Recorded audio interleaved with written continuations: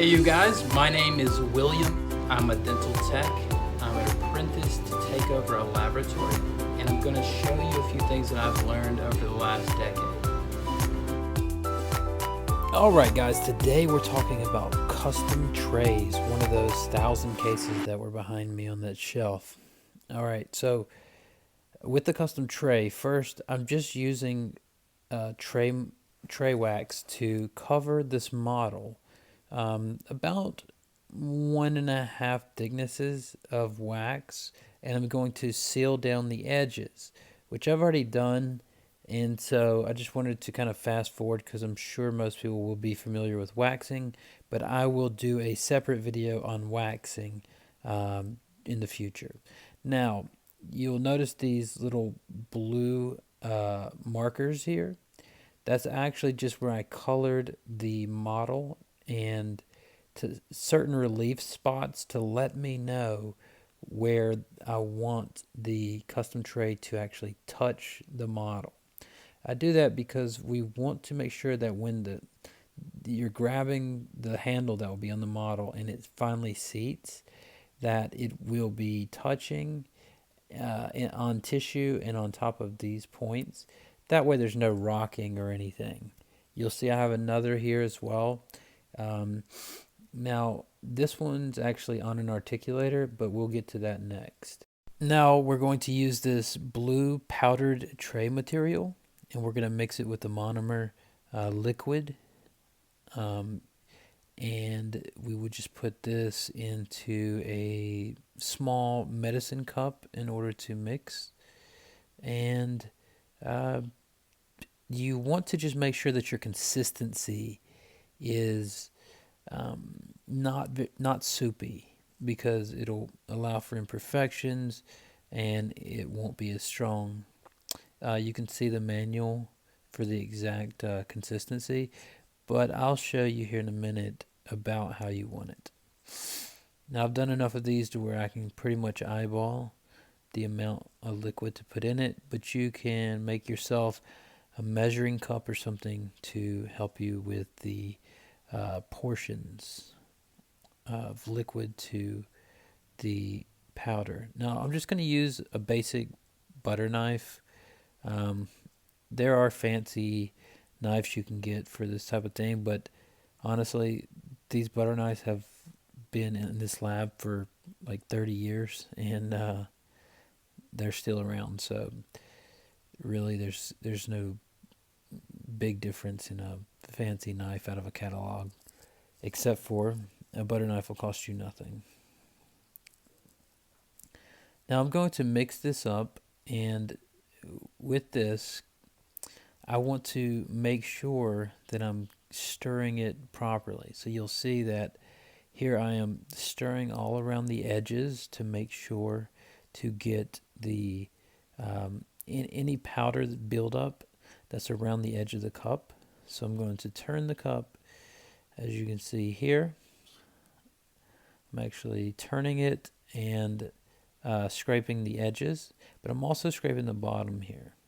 So I'm making sure the bottom doesn't have a bunch of clumps of powder build up at the bottom.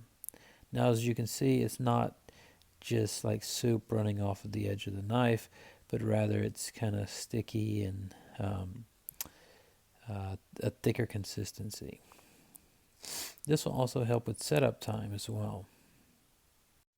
Alright, so after about a minute, it should be ready to take out and handle. So just going to kind of scrape it out here, try to get it all out in one fell swoop. You can see it out now, and I'm going to just try and get as much as possible out. Now I'm going to take it and get another type of knife here. This is just a sharper knife, something that will be able to cut it off of this butter knife here. And I'm going to use the cup that I mixed it in. I like to turn it upside down, and then this custom tray's got to have a handle. So I go ahead and make about what I think it will take for a handle. And I'm going to break it off and sit it on top of the cup. That way it doesn't get any of the plaster or anything off the countertop. And I'm just going to leave it there out of the way. And I'm going to form this material to about the portions, about the size that it's going to take for this particular custom tray. Now, as far as thickness goes, you don't want it to be as thick as this, right? So you want to kind of get it down. So it doesn't take you 45 minutes to grind one of these down when you're trying to finish it down, because this has got to fit in a mouth. And so you're going to go all around and just kind of try to thin it down a little bit and get it to the edge of the model. Now you don't want it too thin or you will have thin spots, but I'll show you how to fix those in just a minute with some repair tray material. It's going to be the same thing, but I have a bottle set aside for the liquid and for the powder just for repairs. So it's pretty easy and self-explanatory. Okay, now that I have it basically where I want it, I want to take the handle and shape it up how I like it. Then I'm going to put a little bit of the liquid on just to help it adhere to the base. Now, as far as the liquid and the other materials go, I'm going to do a separate video on materials and tools that kind of show all the different tools and materials that we use. You may have noticed also on that model, there's a line in the front to let me know exactly where the center line is on this one. That way I can point the handle that way.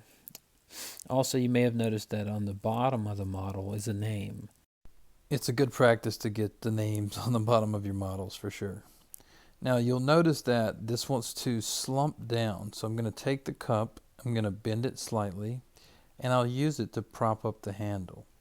So what I want to do is just straighten it out to where I want it, and now I'm going to let it just sit there and set up while I work on the other tray. Alright, just to skip ahead, I've got both the models here, both the trays. I'm going to put them in the boil out tank. This is just a tank that gets up to about 200 degrees. I fill with water every day, and it's going to melt the wax off of the trays, releasing the model from the tray. I'll also explain the boil out tank more in a video I'm going to do about lab equipment.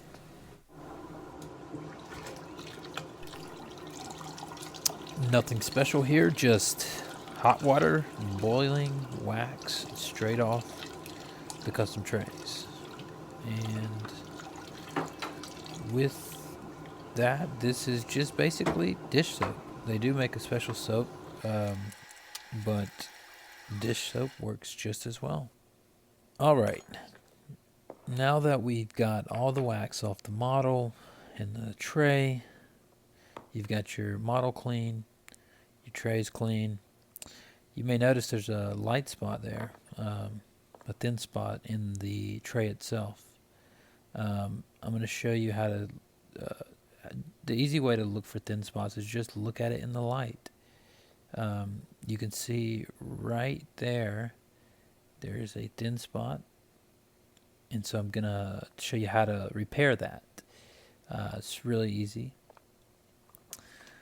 You're just going to mark it with a pencil or something. That way, when you're grinding the rest of this down, you don't go through because it's more difficult to fix afterwards. We're going to use a round white wheel for this. Now there are different sizes because obviously you can see this wheel trying to get in the center here will kind of hit the handle, and so you can't really take down too much of the center without taking down a lot of the handle. Here's a large wheel in comparison, and a small. They all have their uses, and they all come in handy for just different little things. You will learn as you go. Now, I'm going to show you a couple of the uses here. So, with this medium-sized wheel, sometimes it's hard to get into these the center here without taking out the handle.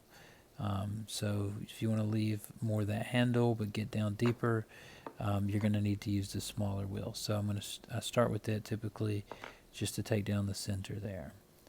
And so I'm going to go ahead and start thinning this down. But the thing with the white wheels are they leave it very rough.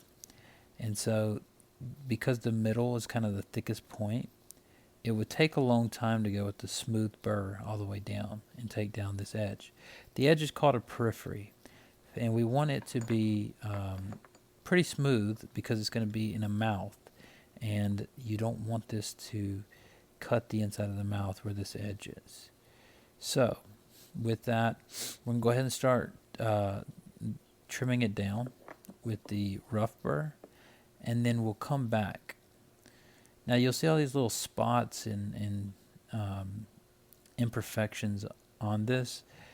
That is what we're trying to do, is not only thin it down, but make it look sexy. You know, we're trying to make this thing look nice and be smooth inside the mouth. So just a little something extra we do. It has to be finished down as well, so that it will be smooth in the mouth, and that's when we're going to use this other burr. There are many different sizes of this burr, but this is one that I'm going to use in order to smooth down the rough spots that I've made. So just to give you a brief demonstration, I'm going to take the center of this rough spot I just made, and I'm going to finish it down with the this burr to show you the difference between the two. Now, you can obviously see there in the middle how much smoother it is than these edges. The last step of the process after you've thin it down and then finish it down is to take some liquid or monomer. It's just the same liquid that was used to mix the custom tray material, but in the little repair package. And I'm just going to put it on the smooth part lastly, and take a Q-tip and smooth it on up. This leaves it with a clean, smooth finish. And this is the motor that we use. It's a basic Baldor motor. Well, I'll just show you the tag on it so you can kind of see the specs and order you one as well if you don't already have one.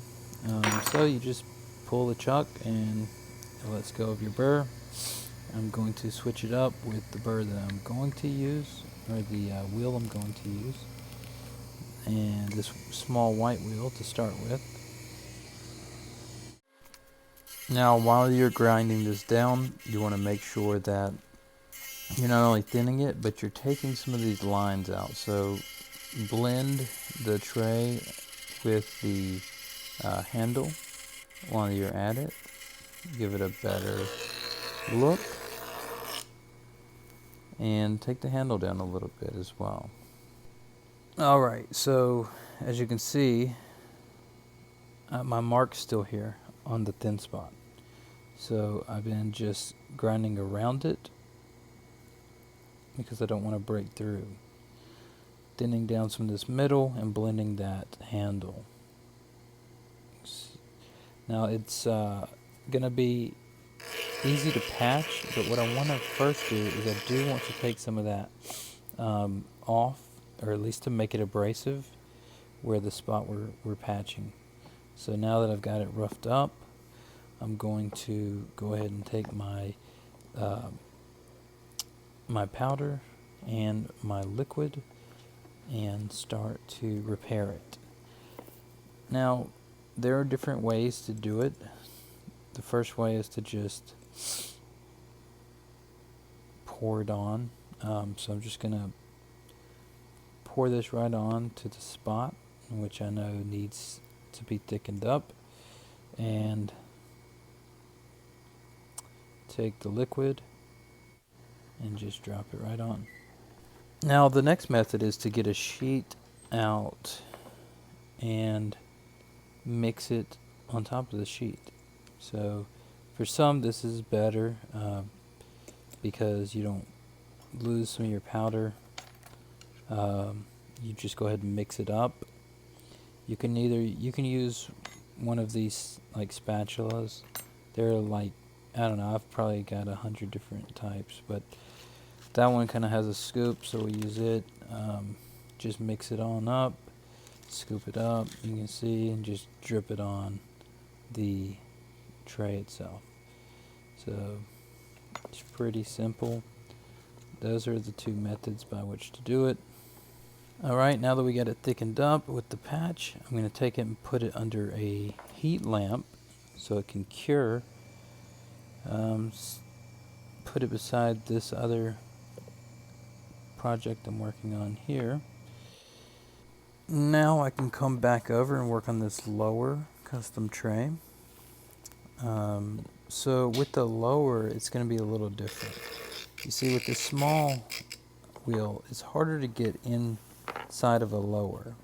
So I'm going to switch it out with the medium-sized wheel because it's a lot easier to get in this gap here. So I'm going to go ahead and take it down and blend the handle with the tray.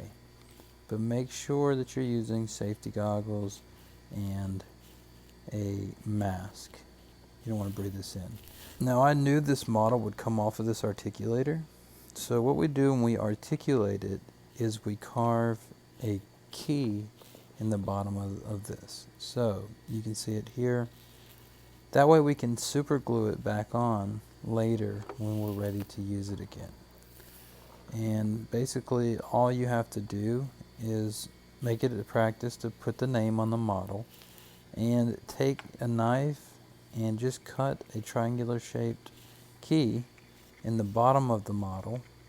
That way if it comes off, or if you need to knock it off of the articulator, you'll be able to glue it back on and have your bite right back where it was. Pretty simple. So just a quick tip, and I'll explain more about the articulators and how those function on another video, but go ahead and finish this down.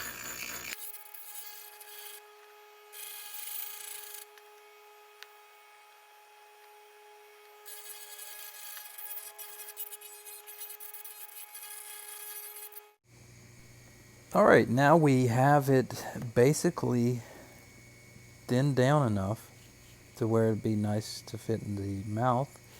And you can see how rough it is though, so now we're going to take that same burr that we had and we're going to knock that down.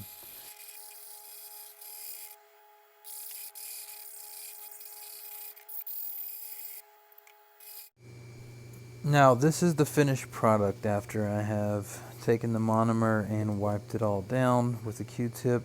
It is smooth and thin enough to fit in the mouth and looking nice. Alright, so lastly, sometimes you will see or you will have to drill holes in the custom trays in order to retain the material. I'm going to show you a couple here. This is a case that we have been working on, and this is actually a tray that the dentist made himself. And you can see it, the extrusion through the holes, but look at the little handle on it that he made. I mean, he doesn't do this every day, and they tend to be pretty impatient with lab work, which is why they typically just sub it out. But here's the model that goes with it, and I'm going to show you one more case here. here's one of ours. So obviously there's more of a handle. It's a little more accurate as well. It's not as big and bulky. This is a lower, but this is the upper here. And obviously it's custom trays make for a much more accurate fit. Here's the one that you seen earlier, the upper. And while this is a custom tray job,